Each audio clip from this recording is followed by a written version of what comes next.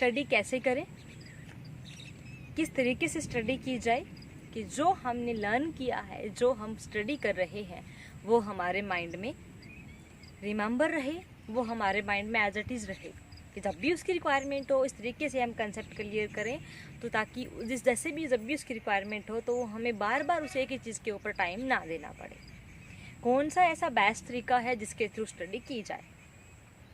और जब भी कोई टेंशन होती है या एग्ज़ाम टाइम हम भूल जाते हैं, तो ऐसा क्यों होता है हमारे साथ, और ऐसा क्या करें कि ऐसा हम भूलें ना, और जैसे जिस पर्पज़ से हम पढ़ रहे हैं अच्छे मार्क्स आएँ, तो किस तरीके से, ऐसा कौन सा वे हम अपनाएं जिसके थ्रू हमारी स्टडी है वो बेस्ट आए, कौन सा बेस्ट वे है स्टडी करने का। तो चलिए आज यही हम आपके साथ शेयर करने जा रहे हैं कि ऐसा कौन सा तरीका है जिसके थ्रू स्टडी की जाए, और इस तरीके से स्टडी की जाए कि जो हमने लर्न किया है, जैसा हमने लर्न किया है, वो हमारे माइंड में एक पिक्चर की तरह और या एक तस्वीर की तरह क्या माइंड में प्रिंट हो जाए, ताकि हमें बार बार एक ही कंसेप्ट के पीछे ऐसी प्रॉब्लम हमारे साथ ना हो कि हमने पढ़ा और हम भूल गए। सबसे बेस्ट तरीका क्या है स्टडी करने का? सबसे बेस्ट तरीका तो अर्ली मॉर्निंग उठें। अर्ली मॉर्निंग उठने का है कि अर्ली मॉर्निंग उठें, उसके बाद ऐसा नहीं होता कि उठे बुक्स उठाई और पढ़ना शुरू करके, तब तो क्या माइंड इतना, अपनी बॉडी है वो एनर्जेटिक ही नहीं होगी, वो एक्टिव ही नहीं होगी, तो इतना इसका बेनिफिट नहीं मिलेगा। अर्ली मॉर्निंग उठें, थोड़ा सा चहलकदमी करें, घूमें।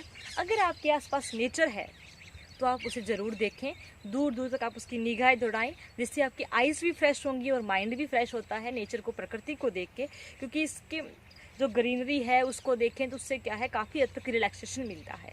थोड़ा सा एक्सरसाइज करें, घूमें फिरें और प्राणायाम करें, प्राणायाम से मेडिटेशन करें, जिससे क्या होता है कि विल पावर बढ़ती है, मेमोरी पावर बढ़ती है, तो वो उससे अपनी जो याददाश्त शक्ति है ना वो इंक्रीज होती है। तो वो भी आप अपने जीवन में अगर फॉलो कर सकते हैं तो ज़रूर करें, ताकि आपकी जो विल पावर है वो बूस्टअप हो, इंक्रीज हो, बढ़े। तो अर्ली मॉर्निंग उठ के चहलकदमी करें, थोड़ा एक्सरसाइज करें, नेचर को देखें, उसके बाद क्या है अपना अच्छे से फेस वॉश करें और फिर पानी पी के स्टडी करना शुरू करें। अर्ली मॉर्निंग स्टडी करते हैं तो इस तरीके बहुत बेस्ट तरीका है जो भी हम पढ़ते हैं, क्योंकि तो बहुत ही पीसफुल इन्वायरमेंट होता है, कोई साउंड नहीं होती, इतना एक स्मूथ सा इन्वायरमेंट होता है कि ऑटोमेटिक ही दिल करता है कि स्टडी कर ले जाएं, क्योंकि इसमें जो कंसंट्रेशन है वो भी अच्छी बनती है, क्योंकि डिस्टर्बेंस नहीं होती, बाहर की भी कोई डिस्टर्बेंस नहीं होती, एक फ्रेश एयर होती है उस टाइम, तो उसका रिजल्ट है वो बहुत अच्छा मिलता है। लेकिन अगर आप अर्ली मॉर्निंग नहीं उठ सकते तो कई बार क्या होता है, सोते ही लेट नाइट तक है, या किसी को लेट नाइट पढ़ने की हैबिट है, वो अर्ली मॉर्निंग उठ के पढ़ ही नहीं सकता, तो उसका क्या है कि जब आप स्टडी स्टार्ट करें तो उससे पहले थोड़ा सा चहलकदमी करें, थोड़ा सा अपने आप को फ्रेश करें, रिफ़्रेश करें, और उसके बाद थोड़ा सा पानी पिएं और अपने आप को रिलैक्स करें स्टडी करने से पहले, और उसके बाद क्या है स्टडी करना शुरू करें। आप स्टडी करें, अच्छे से कंसेप्ट उठाएं, उस कंसेप्ट को क्लियर करें, लेकिन आप स्टडी करें, चाहे वो अर्ली मॉर्निंग करें या टाइम डे नाइट कभी भी करें, कंसंट्रेशन होना बहुत ज़रूरी है। स्टडी में कंसंट्रेशन का बहुत ही इंपॉर्टेंट रोल है। आप जितनी कंसंट्रेशन से करेंगे उतना ही जल्दी आप रिमेंबर करेंगे और कंसेप्ट भी खुद ब खुद क्लियर हो जाएंगे। हमारे माइंड में बहुत पावर है, बहुत पावर है कि कंसेप्ट को क्या है, जैसे इसने अच्छे से एक बार किसी चीज़ को कैप्चर कर लिया तो उसके बाद उस चीज़ को जल्दी से भूलता नहीं है। वो क्या होता है कि अगर बार बार हम कोई चीज़ याद करते हैं, हम कहते हैं मेरे को तो याद नहीं होता, मैं भूल जाता हूँ। ये प्रॉब्लम इसलिए राइज होती है क्योंकि पढ़ते हैं ना तो सिर्फ वो पढ़ रहे होते हैं, तो हम लिपसिंग से पढ़ रहे होते हैं, माइंड से नहीं पढ़ रहे होते, कंसंट्रेशन से नहीं पढ़ रहे होते। आप कंसंट्रेशन से पढ़ के देखिएगा, पूरा एकदम दिमाग को उसी पॉइंट के ऊपर सेटअप करके कि ठीक है मुझे कंसेप्ट क्लियर करना है, एंड उसके बाद आपके आसपास क्या हो रहा है आपको कुछ नहीं पता, आपका ध्यान सिर्फ बुक्स में हो तो आपको ज़रूर याद होगा। ऐसी प्रॉब्लम कभी भी नहीं आएगी लाइफ में कि जिससे कि हमने पढ़ा और याद नहीं रहा। पक्का आपको याद होगा, 100% याद होगा, क्योंकि ये प्रैक्टिकल की हुई चीज़ें हैं। तो जो चीज़ें हमने की हैं, आजमाई हैं, तो वो आपकी जो हमें बेनिफिट मिला है उसका तो आपको भी मिलेगा, 100% मिलेगा। अपने लाइफ में नेचर को इंक्लूड करें, एक्सरसाइज को इंक्लूड करें, थोड़ा सा योगा करें, तो इस चीज़ों से क्या है कि बॉडी भी हेल्थ वाइज भी बहुत अच्छा रहता है एंड माइंड वाइज भी रिफ़्रेश होता रहता है माइंड। और आप कोई भी अगर स्टडी आप करते हैं तो ऐसा नहीं है कि हमने एक बार स्टडी किया, एक कंसेप्ट स्टडी किया, उसके बाद क्या होता है कि इतना सारा करेंगे तो क्लैश हो जाएगा या फिर हम पीछे वाला भूल जाएंगे। ऐसा कुछ नहीं होता। हमारी जो मेमोरी पावर है अनलिमिटेड है। आप कोई पिक्चर देखते हैं, कोई सॉन्ग सुनते हैं, आप भूलते हैं जल्दी से। एक एक चीज़ आपको याद होती है, क्या कुछ है, वो सारी माइंड में पिक्चर आपकी सेटअप होती है कि चीज़ें हैं इस तरीके से हैं। तो फिर क्वेश्चन पेपर क्यों नहीं? क्योंकि जब आप पिक्चर देख रहे होते हैं आपकी पूरी कंसंट्रेशन होती है उसके अंदर, ठीक आगे क्या होगा, किस तरीके से। बट क्या होगा, स्टडी करते हो तब आप बार बार क्या करते हो, एक पेज पढ़ा, आगे पेज निकाले, कितने रह गए, 4 पेज रह गए, 5 पेज रह गए। तो आपका ध्यान किसके ऊपर है कि ख़त्म कब होगा, ये टॉपिक ख़त्म कब होगा, इसके ऊपर नहीं है कि माइंड में सेटअप कैसे होगा। तो ये प्रॉब्लम होती है, जिसकी वजह से क्या होता है कि याद नहीं रहता, लर्न नहीं रहता। क्योंकि आप ठीक है, आपने टॉपिक उठाया, उसके बाद बार बार क्या देखना कितने पेज रह गए और कितने नहीं रह गए। या आपका टारगेट है कि आप 2 घंटे पढ़ोगे, तो उसके अंदर आप 2 घंटे पढ़ो। फिर पढ़ो का मतलब क्या है कि कंसंट्रेशन से फिर सिर्फ वो बुक्स को ही टाइम दो। इधर उधर की बातें सोचने लग गए, इसके अंदर क्या था ये सोचने लग गए, वो चीज़ें नहीं आनी चाहिए। फिर उसको क्या है, माइंड में कैप्चर करना करो। माइंड में आप उस चीज़ को एक छवि बनाओ, उसकी एक इमेज बनाओ दिमाग में। तो उसके बाद क्या, जब भी आप उस क्वेश्चन को करने लगेंगे, जब भी आप कंसेप्ट को देखेंगे, आपके सामने एज इट इज़ वो एक जो इसकी इमेज होगी वो आ जाएगी सामने कि ये वहाँ पे है, इस तरीके से क्या है, इसकी इमेज है। तो आपको कंसेप्ट है वो वापस से रिमाइंड हो जाएगा। आप कोई फॉर्मूलाज याद करते हैं तो उसका आप मैथ्स के हैं या कुछ और आप याद करते हैं, कुछ कंसेप्ट आप याद करते हैं, फिजिक्स के हैं, केमिस्ट्री के हैं, कोई भी आप इक्वेशन याद करते हैं, तो उसको लर्न करने का क्या है कि आपको उसको नोटबुक में लिखें, अच्छे से उसको लिखें। उसके बाद क्या है, उसको माइंड से स्टडी करें। उसकी एक जो पिक्चर है ना, वो अपने माइंड में उतारने की कोशिश करें कि इसकी इमेज है वो हम बाय आइज़ या ऐसे क्या है हम क्लिक करें। तो उसके बाद क्या होगा कि आपने उसकी इमेज ली, उसके बाद अपनी आंखें बंद करें और उसको रिपीट करें। उसकी इमेज आप अपने आगे रिपीट करें। अगर एज इट इज़ इमेज बनी है तो ठीक है, अगर नहीं बनी तो फिर से आइज ओपन करें, उस चीज़ को फिर से कैप्चर करने की कोशिश करें। ऐसे आप 2 या 3 बार करोगे तो यकीन मानिएगा आपको इसका रिजल्ट मिलेगा। आपके माइंड में वो पिक्चर ऐसी सेटअप हो जाएगी कि वो हमेशा के लिए आपके मेमोरी में फिट हो जाएगी। उसको आप फिर बार बार नहीं भूलेंगे। फिर क्या, वो अपने कैप्चर एक पिक्चर अपने माइंड में वो उसकी एक छवि उतार ली है, एक इमेज क्रिएट कर ली है। उसके बाद जब भी उसको आपकी ज़रूरत पड़ेगी, आपके सामने वो इमेज आ जाएगी, आप उसको ईजिली कर पाएंगे। इस तरीके से आप पढ़िएगा। कई बार के हम घूम रहे होते हैं, कोई हम कंसेप्ट हमारे माइंड में आता है, हम वैसे ही कोई इधर उधर की बातें सोचे, उससे बेटर है कि हम अपने कंसेप्ट को रिपीट कर लें।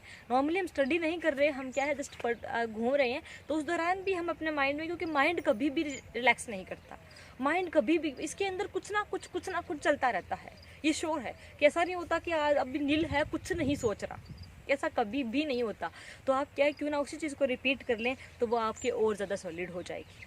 तो इस तरीके से आप पढ़ेंगे ना, यकीन मानिएगा 100% रिजल्ट मिलेगा, क्योंकि ये चीज़ें प्रैक्टिकल की हुई हैं। दूसरा क्या है, नेक्स्ट जो है, रेगुलरिटी होनी ज़रूरी है। रेगुलर उस चीज़ को आप करोगे, रेगुलरली आप उसके ऊपर स्टडी करोगे तो ये रिजल्ट है वो अच्छा मिलेगा। क्योंकि अगर रेगुलरिटी छूट जाती है ना, ब्रेक हो जाता है, तो उस चीज़ में क्या होता है कि वो हमारा एक तो उसमें इंटरेस्ट इतना नहीं रहता कि ठीक है कब हो गया, या फिर क्या एग्ज़ाम टाइम के लिए छोड़ देते हैं कि बहुत टाइम पड़ा है, तब इतना स्ट्रेस लोगे। बेटर है आप भी उसमें कि 2-2 घंटे निकाल के आप पढ़ लें। रेगुलरिटी की छोटी सी कहानी जो हम सब ने सुनी है छोटे होते, खरगोश और कछुए की कहानी। दोनों के बीच में रेस का मुकाबला हुआ। सब जानते हैं कि खरगोश की स्पीड है वो बहुत ज़्यादा है और कछुआ तो उसके आगे कुछ भी नहीं है। लेकिन क्या होता है कि खरगोश है वो ओवर कॉन्फिडेंट भी होता है, इसलिए आप भी ओवर कॉन्फिडेंट ना हों। थोड़ा ओवर कॉन्फिडेंट भी था एंड उसको अपनी उसके ऊपर कि मेरी तो स्पीड बहुत है तो मैं तो उससे विनर आ ही जाऊँगा, ठीक है।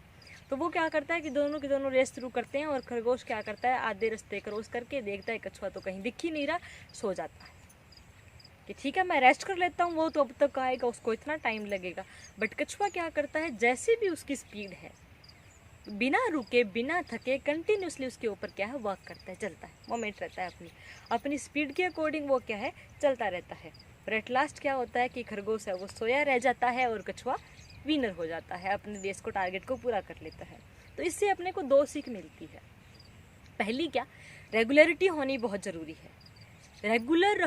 रेगुलर रखो अपने काम को। ऐसा नहीं कि जब एग्ज़ाम आए तो आप ओवरबर्डन करो, क्योंकि ऑब्वियसली ओवरबर्डन होगा जब पहले आप पढ़े ही नहीं हो, पहले आपने उस चीज़ के बारे में स्टडी की नहीं है। तो जब एग्ज़ाम आएंगे तब आपके ऊपर क्या ओवरबर्डन आएगा कि ये भी पॉइंट रहता है, ये भी पॉइंट रहता है, मैंने तो ये भी नहीं किया, ये भी नहीं किया। तो ये सारी की सारी चीज़ें क्या है प्रॉब्लम आपके सामने आएंगी। तो आप क्या करें, रेगुलर करें। दूसरा क्या है, जब तक टारगेट ना मिल जाए, जब तक आप कोई एक लक्ष्य के ऊपर ना पहुंच जाएं, तब तक रुके ना। खरगोश अगर वही अपने जो उसका एम था, जो उन्होंने एक लक्ष्य डिसाइड किया, टारगेट लिया था कि वहाँ तक पहुँचना है, अगर वहाँ जाके सोता तो विनर होता। रेस्ट करना था उसको, रिलैक्स करना था, तो वो तब भी कर सकता था, लेकिन उसने क्या किया कि अपने टारगेट से पहले ही रिलैक्स करना शुरू कर दिया। तो इसलिए क्या है कि जब तक आपको टारगेट है ना वो ना मिल जाए तब तक रेस्ट नहीं करना, तब तक बिल्कुल भी नहीं रुकना, कंटिन्यूसली चलते रहना है हमें। ये चीज़ें क्या है आप ध्यान में रखो, यानी कि एक और कॉन्फिडेंट भी नहीं होना कि ठीक है मेरे को तो ये हो जाएगा, मेरे से आ जाएगा, नहीं। प्रैक्टिस ज़रूरी है, प्रैक्टिस मेक अ मन परफेक्ट, ये ऐसे नहीं लिखा हुआ, क्योंकि ये प्रैक्टिकल की भी चीज़ें हैं। रेगुलरिटी, उसमें जितनी रेगुलरिटी होगी, आप डेली अगर 1 घंटा 1.5 घंटा 2 घंटे पढ़ते हो ना तो इनफ है। आपको एग्ज़ाम टाइम आप इतने रिलैक्स रहेंगे, इतने रिलैक्स रहेंगे, कोई टेंशन ही नहीं है। टेंशन होगी भी क्यों जब सारे कंसेप्ट क्लियर हैं और रिवीजन तक हुई हुई है, क्योंकि हमने रेगुलर स्टडी की है। तो एक तो क्या होता है कि हमारे पास एक इनफ टाइम होता है, उस कंसेप्ट को एक बार नहीं होता, 2 बार नहीं होता, 3 बार नहीं होता, करके छोड़ेंगे क्लियर, 3 या 4 बार में क्लियर हो जाएगा। इसलिए क्योंकि हमें टेंशन भी नहीं होती। और क्या करते हैं कि हम पहले तो स्टडी करते नहीं, और एग्जाम टाइम में इतना ओवरबर्डन होता है कि ये कंसेप्ट भी नहीं है, ये कंसेप्ट भी नहीं है, ये कंसेप्ट भी नहीं है। एक तो टेंशन माइंड में कि इतना सारा कुछ है, दूसरा क्या है हम टाइम नहीं दे पाते, क्योंकि हमें लगता है ये कर लिया, ये रह गया, पहले उसको देखते हैं, पहले उसको देखते हैं, तो अच्छे से कोई भी कंसेप्ट नहीं कर पाते, किसी भी कंसेप्ट के ऊपर अच्छे से पहुंच ही नहीं पाते। इसलिए क्या है फिर क्या कहते, पढ़ा तो था लेकिन कुछ याद नहीं रहा। पढ़ा कहाँ था, सिर्फ देखा था, बघाया था, सिर्फ ऐसा एक फॉर्मेलिटी की थी, स्टडी कहाँ की, लर्न कहाँ की अच्छे से, सेटअप कहाँ, कंसेप्ट क्लियर कहाँ की, टाइम कहाँ था। तो फिर क्या होता है, चलो कई बार हमने पढ़ा, हमें लगा कि हमारा याद हो गया, फिर एग्ज़ाम देने जाते हैं तो कहते सब कुछ भूल गए। तो भूल याद कब किया था जो भूलेंगे, याद तो किया ही नहीं था ना, क्योंकि टाइम कहाँ था, टेंशन इतनी थी।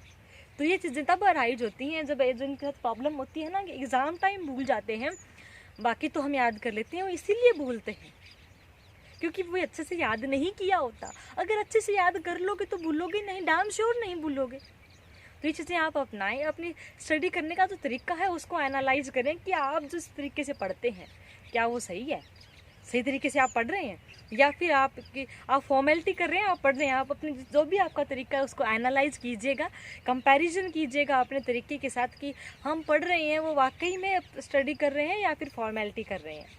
आपको अपने आप पता चल जाएगा कि आप क्या कर रहे हैं और किस लिए आपके साथ ये प्रॉब्लम है, वो आपके सामने प्रॉब्लम आ रही है।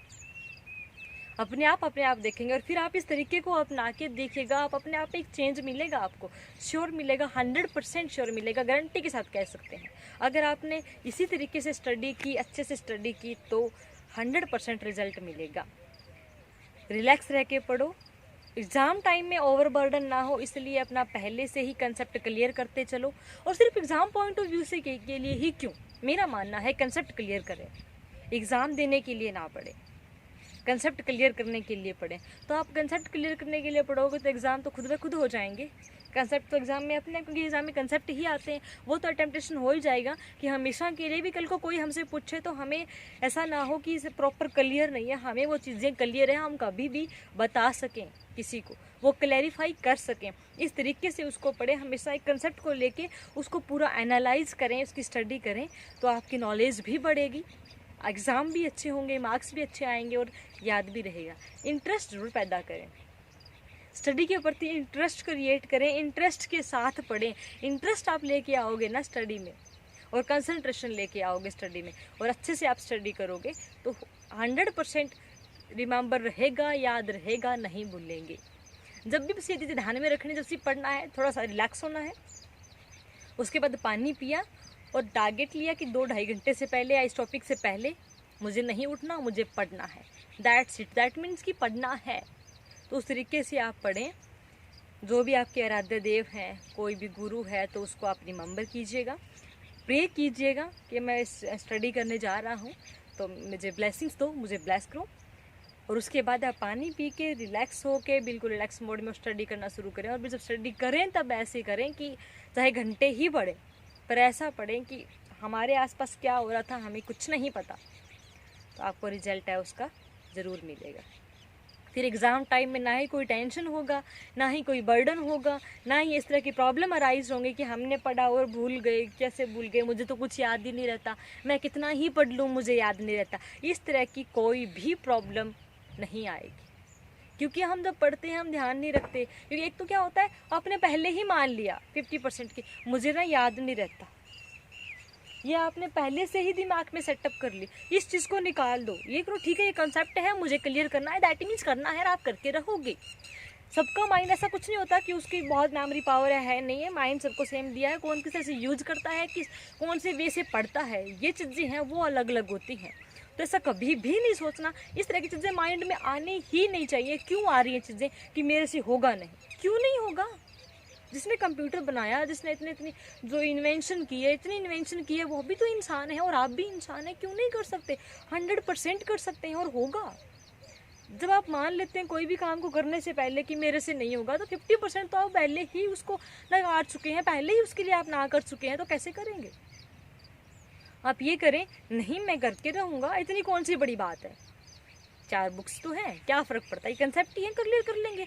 जो टीचर पढ़ा रहा है उसने भी तो कभी पढ़े होंगे, उसने भी तो कभी पढ़े होंगे, तब भी आपको पढ़ा रहा है, कल को आप भी तो पढ़ा सकते हैं। जब वो पढ़ा सकते हैं तो आप क्यों नहीं पढ़ा सकते किसी को, आप क्यों नहीं क्लियर कर सकते?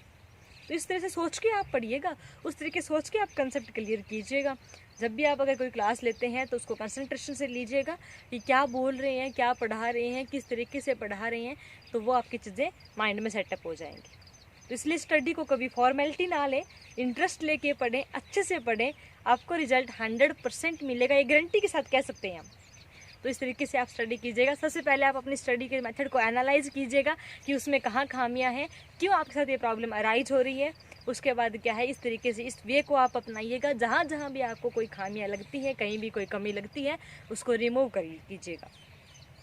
तो होप सो आपको ये वीडियो अच्छी लगी होगी, क्योंकि ये प्रैक्टिकल चीज़ें हैं, खुद की आजमाई हुई चीज़ें हैं, तो सोचा शेयर की जाए ताकि इसका जब हमें बेनिफिट मिला हो तो तुम भी इसका बेनिफिट पूरा लो।